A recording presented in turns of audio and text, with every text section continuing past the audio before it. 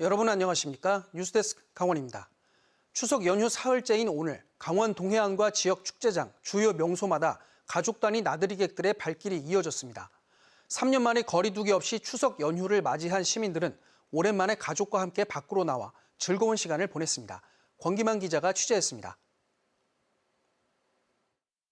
평창 강을 따라 펼쳐진 드넓은 꽃밭에 천만 송이 백일홍이 활짝 피었습니다. 색색의 백일홍을 배경으로 사진을 찍으며 모두들 추억 남기기에 여념이 없습니다. 손주들 손을 잡고 나온 할아버지, 할머니 얼굴에는 웃음꽃도 활짝 피었습니다. 코로나가 잠시나마 그래도 일상으로 돌아가는 길목에서 이렇게 여유가 있는 시간이 좋네요. 나와 보니까 공기도 좋고 꽃도 잘 키워놓고 분위기가 아주 좋은 것 같습니다. 궂은 날씨 탓에 축제는 취소됐지만 평창 봉평 메밀꽃밭에도 나들이객들의 발길이 이어졌습니다. 하얗게 펼쳐진 메밀꽃밭을 걸으며 잊지 못할 추억을 남겨봅니다. 꽃밭을 가로지르는 깡통 열차도 인기 만점입니다. 추석의 전통놀이도 빠질 수 없습니다. 이런 자리가 최근에 없었었는데 그래도 오랜만에 이렇게 탁 트인 곳에서 마스크도 살짝씩 벗었다가 이렇게 놀 수 있어서 좋았지. 강원도 동해안에도 가족 단위 나들이객들로 붐볐습니다. 3, 4, 5 모여 모래놀이를 하고 바닷물에 발도 담가봅니다.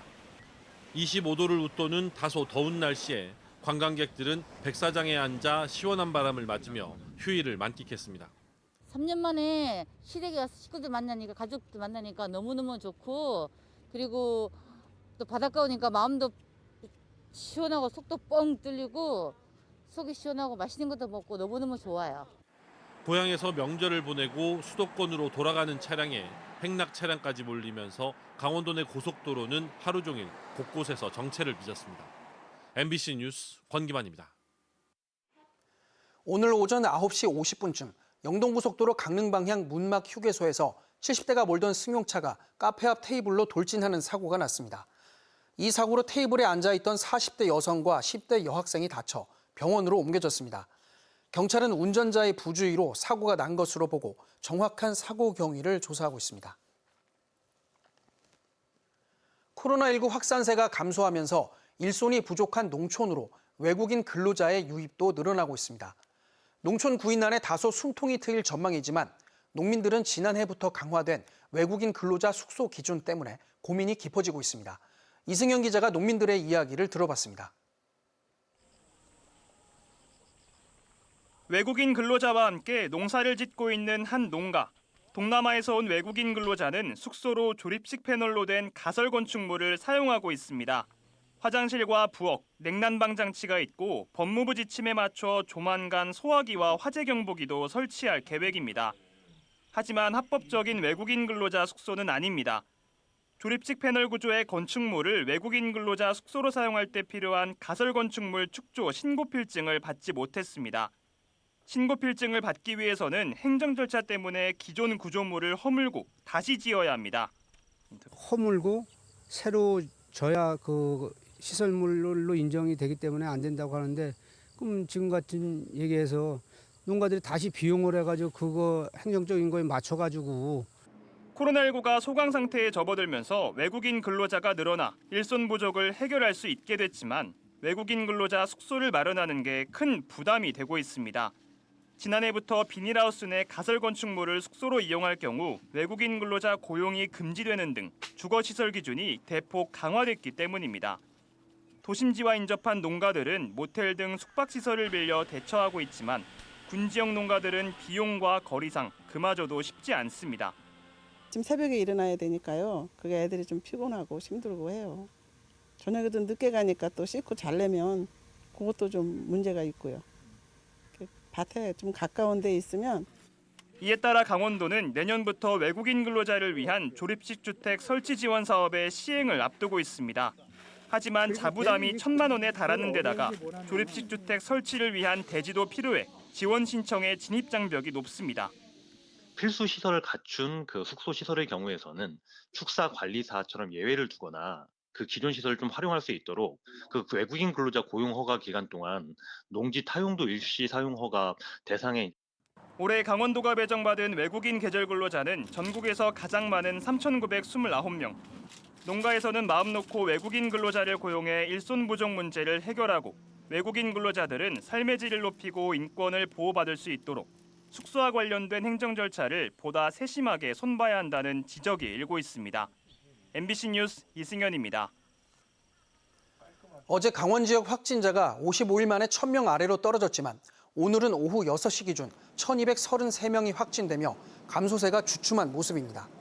시군별로는 원주 322명, 춘천 256명, 강릉 149명, 홍천 69명, 속초 54명 등으로 누적 확진자는 70만 2,800명을 넘겼습니다.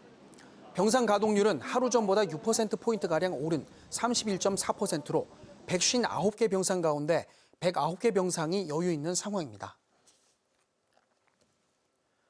강릉 제진 동해 북부선 건설 사업에 대한 일부 주민들의 노선 변경 요구와 관련해 국가철도공단이 노선 변경은 어렵다는 입장을 내놨습니다. 국가철도공단이 공개한 환경영향평가서에 따르면 강릉 구간은 기존 강릉 정거장 이용으로 노선 변경은 어렵지만 방진 설계로 생활 불편을 해소하겠다는 입장이며 남강릉 정거장 신설 요구에 대해서는 수요가 나오지 않아 불가하다고 설명했습니다. 또 양양군 손양면 1원 노선이 마을을 단절시킨다는 의견에 대해서는 구조물 등을 통해 영향을 최소화하겠다는 입장입니다. 강릉 제진 동해 북부선 철도 사업은 2027년 말 개통을 목표로 추진되고 있습니다. K리그1 강원FC가 성남FC의 대승을 거두며 리그 순위를 6위로 끌어올렸습니다. 강원FC는 어제 열린 성남FC와의 원정 경기에서 양현준이 2골을 넣는 맹활약에 힘입어 4대0 승리를 거뒀습니다. 현재 리그 6위를 두고 수원FC와 치열한 경쟁을 벌이고 있는 강원은 오는 13일 서울, 18일 제주전 결과에 따라 구단 역사상 3번째 상위 스플릿 진출 여부를 결정짓게 됩니다. 집값과 공시가격 상승으로 강원 지역의 주택 재산세와 취득세 부과가 크게 늘어난 것으로 나타났습니다. 박정하 국회의원이 강원도로부터 제출받은 자료에 따르면 공시가격 6억 원 초과 주택 가운데 전년 대비 인상분이 30%까지 오른 곳은 2017년 3곳에서 지난해 105곳으로 35배 증가했고 부과된 세금은 382만 원에서 2억 551만 원으로 54배 늘었습니다. 집을 살 때 내는 주택 취득세도 2016년 건당 평균 170만 원에서 지난 5월 272만 원으로 60% 증가했습니다. 박 의원은 1주택자 세율 단일화와 생애 최초 주택 구입자 면제, 다주택자 세율 인하 등 국민들이 납득할 수 있는 취득세 현실화가 시급하다고 강조했습니다. 강원도와 강원도경제진흥원은 국민건강보험공단과 함께 배달앱 1단 10회와 연계한 국가건강검진 인증 이벤트 건강을 배달합니다를 실시합니다. 국민건강보험공단은 강원도의 지난해 암검진 수검률이 53.6%로 전국 평균 56.3%에 못 미친다며 가입자가 9만 4천 명인 1단 10회를 통해 이벤트에 참여한 이용자에게 할인 쿠폰을 지급하는 등 건강검진 수검을 홍보합니다. 아리랑의 고장 정선군의 대표 축제인 정선 아리랑제가 오는 15일부터 나흘 동안 정선 공설운동장 등에서 펼쳐집니다. 정선 아리랑제는 백인의 아리랑, 거리 퍼레이드, 한복 체험, 아리랑 팝 경연 등 다채로운 행사들로 꾸려집니다. 정선 아리랑제는 코로나19 영향으로 2019년 행사 후 3년 만에 다시 열리는 축제입니다. 속초시가 납북 귀환 어부의 진실 규명을 위한 접수 창구를 운영합니다.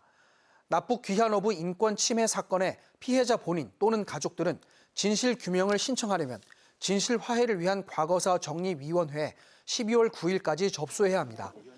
속초시에만 200명 넘는 피해자가 있을 것으로 추산되지만 현재 강원 영동 지역에서 진실 규명 신청자는 10명도 되지 않을 정도로 저조한 수준입니다. 한편 고성군은 지난 7월부터 접수 창구를 운영하고 있습니다. 뉴스를 마칩니다. 고맙습니다.